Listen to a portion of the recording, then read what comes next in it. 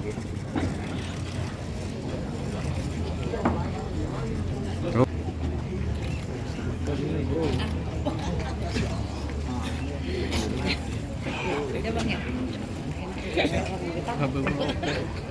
lebih yang satunya.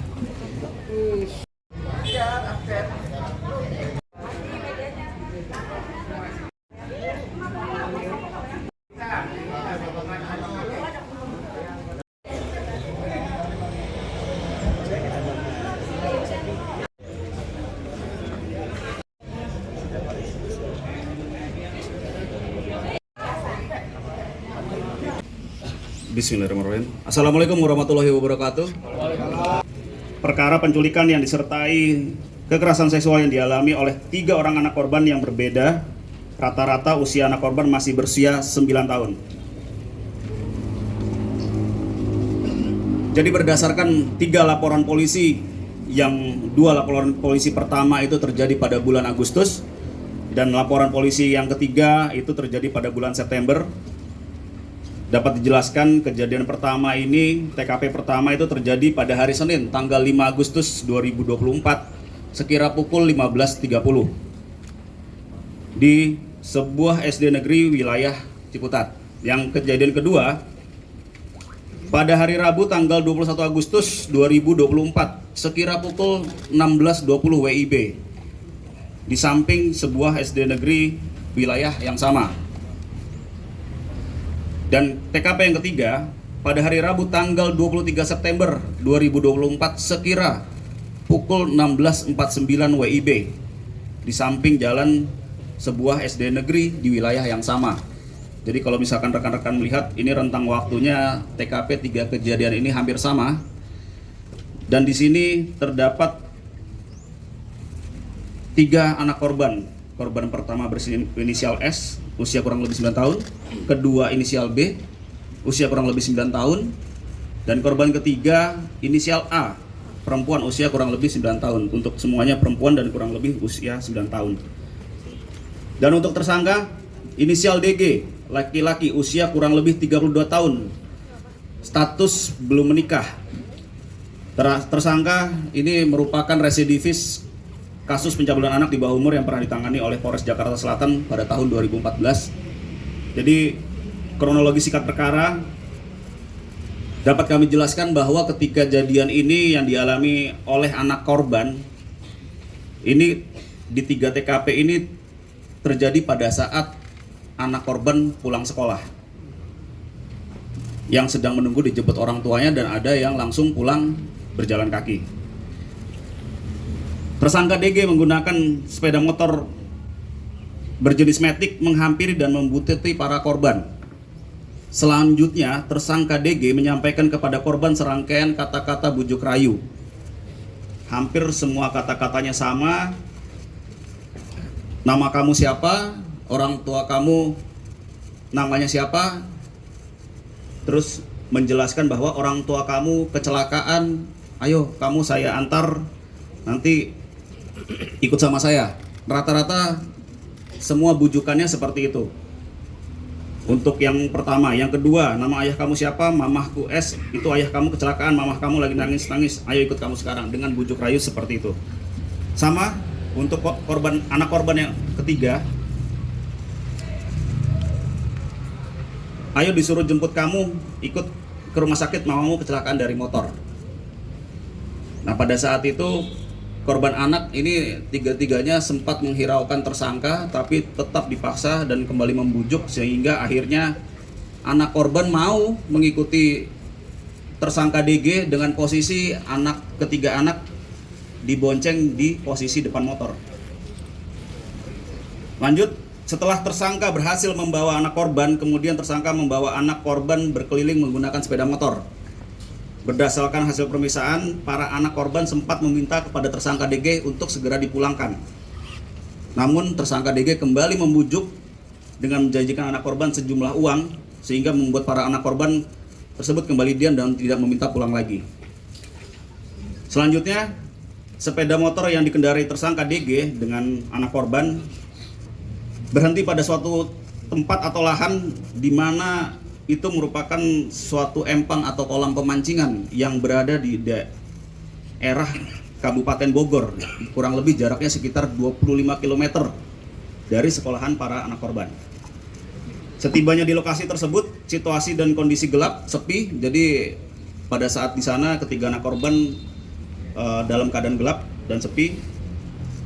Anak korban sempat menangis hingga tersangka langsung menutup mulut para anak korban tersebut menggunakan tangannya sambil mengatakan kalimat ancaman. Kalau nggak mau, nanti om tinggalin kamu sendiri di sini.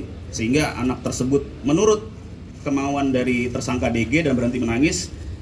Karena takut dan ancaman dari tersangka DG, selanjutnya tersangka DG dengan leluasa hasrat biologisnya dengan melakukan perbuatan asusila pada anak korban. Setelah tersangka melakukan perbuatan tersebut kepada anak korban di lokasi tersebut, tersangka mengajak anak korban naik sepeda motor kembali untuk diantar pulang meninggalkan tempat tersebut. Untuk anak korban yang pertama dipulangkan sekitar pukul setengah 11 WIB, di mana anak korban S ini diturunkan di dekat rumah ibadah di wilayah Ciputat dan diberikan sejumlah uang senilai 10.000 dan disuruh untuk naik ojek. Lalu yang kedua, anak korban yang kedua dipulangkan sekitar pukul 21 WIB, di mana tersangka DG menurunkan korban di tikungan jalan raya. Di lokasi juga berada di dekat Ciputat. Lokasi tersebut berjarak 200 meter dari rumah tinggal anak korban. Setelah itu tersangka DG menurunkan anak korban dan memberikan uang sejumlah Rp4.000 kepada anak korban. Setelah itu anak korban berjalan sendiri pulang menuju ke rumahnya.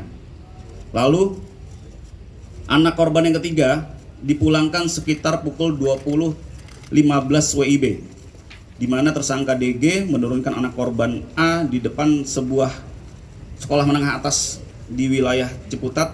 Itu lokasinya berjarak sekitar 100 meter dari rumah anak korban.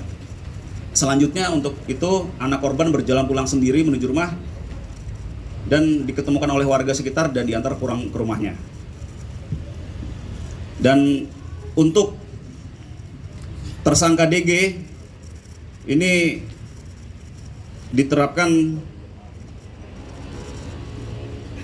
persangkaan pasal yaitu dugaan tindak pidana persetubuhan dan atau pencabulan dan atau penculikan dan atau kekerasan seksual terhadap anak di bawah umur sebagaimana dimaksud dalam pasal 81 dan atau pasal 82 Undang-Undang RI nomor 17 tahun 2016 tentang Perpu nomor 1 tahun 2016 tentang perubahan kedua atas Undang-Undang RI nomor 23 tahun 2002 tentang perlindungan anak menjadi undang-undang dan atau pasal 83 Undang-Undang Republik Indonesia nomor 35 tahun 2014 atas perubahan Undang-Undang Republik Indonesia nomor 23 tahun 2002 tentang perlindungan anak dan atau pasal 6 Undang-Undang nomor 12 tahun 2022 tentang tindak pidana kekerasan seksual. Dan lalu setelah menerima laporan, kami tim penyidik langsung melaksanakan pengecekan dan olah TKP. Kemudian kami menemui dari pihak korban. Tentunya kami mulai dari pihak korban untuk mendapatkan petunjuk peristiwa maupun tempat perkara, kejadian perkara maupun siapa pelakunya. Jadi dari korban melalui beberapa proses yang cukup detail dan teliti, kemudian ada korban yang bisa menggambarkan bagaimana situasi tempat kejadian perkara. Di sini kami coba perlihatkan kepada rekan-rekan sekalian. Berikut adalah salah satu gambar dari korban. Ini adalah lokasi tempat kejadian tindakan asusila. Kemudian ada satu korban lagi yang juga menggambarkan salah satu jalur lintasan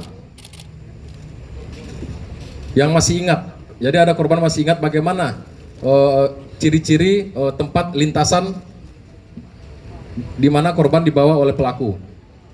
Kemudian berdasarkan ini kami memaksimalkan pengecekan TKP. Selanjutnya kami menemukan rekaman CCTV. Ini terduga pelaku. Ini sedang menunggu salah satu korban.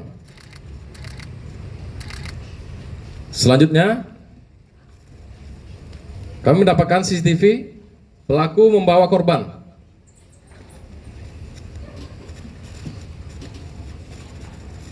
Kemudian, ini lintasan. Kami juga mendapatkan CCTV. Kemudian di sini juga ada rekaman CCTV terduga pelaku mengendarai sepeda motor. Kemudian ini ada korban di depan. Ini adalah korban yang kedua. Selanjutnya, kami juga dapat tangkapan malam hari. Pelaku membawa korban. Dan berikut adalah gambaran TKP tindak asusila yang tentunya hampir menyerupai dengan gambar korban. Ini ada jalan masuk, jalan setapak, kemudian ada tempat pemancingan, empang. Kemudian disinilah mungkin semacam pondokan tempat pelaku melakukan tindakan asusila. Dan ini semua sesuai dengan keterangan korban. Akhirnya, melalui proses yang analisa yang mendalam dan ketelitian dari pihak penyidik, akhirnya kami bisa mendapatkan petunjuk kuat siapa pelakunya. Sehingga pelaku berhasil kami tangkap di kediamannya di Kelurahan Kedaung, wilayah Kota Tangerang Selatan. Selanjutnya, bagaimana modus operandi dari pelaku? Dari fakta-fakta penyidikan yang kami dapatkan, sementara kami simpulkan bahwa sedari awal tersangka DG ini sudah ada niat jahat untuk menyalurkan hasrat biologisnya. Kemudian tersangka berupaya mencari anak korban sekolah dasar yang baru pulang sekolah sore hari untuk dijadikan target oleh tersangka menyalurkan hasrat biologisnya. Kemudian tersangka dengan mengendarai sepeda motor mengarah ke sekolah para korban dan menemukan target yang akan menjadi korban dari tersangka. Selanjutnya disampaikan serangkaian kata-kata bujuk rayu dan kata-kata bohong yang tadi disampaikan oleh Bapak Wakapolres, sehingga anak korban bersedia ikut dengan tersangka menaiki sepeda motor. Kemudian dibawa berkeliling dan di satu titik di tempat yang tadi kami tunjukkan kepada rekan-rekan sekalian, dilakukanlah tindakan asusila terhadap korban dalam situasi kondisi yang gelap dan sepi. Selain itu, pelaku juga melakukan pengancaman agar lebih leluasa melakukan tindakan asusila terhadap anak korban. Selanjutnya, alat bukti yang kami dapatkan, tentunya pertama adalah dari keterangan saksi. Yang kedua, dari hasil visum et repertum terhadap para korban. Kemudian, dari hasil psikologis para korban.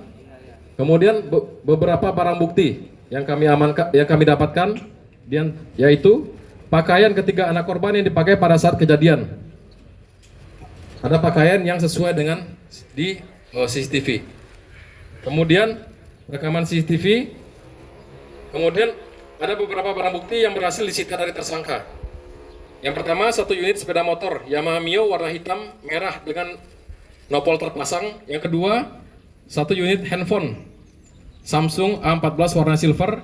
Kemudian 1 potong celana warna biru. Kemudian 1 potong kaos lengan pendek berwarna hijau. 1 buah topi warna merah dengan motif ada tulisan. Kemudian yang terakhir 1 pasang sendal warna hitam kuning.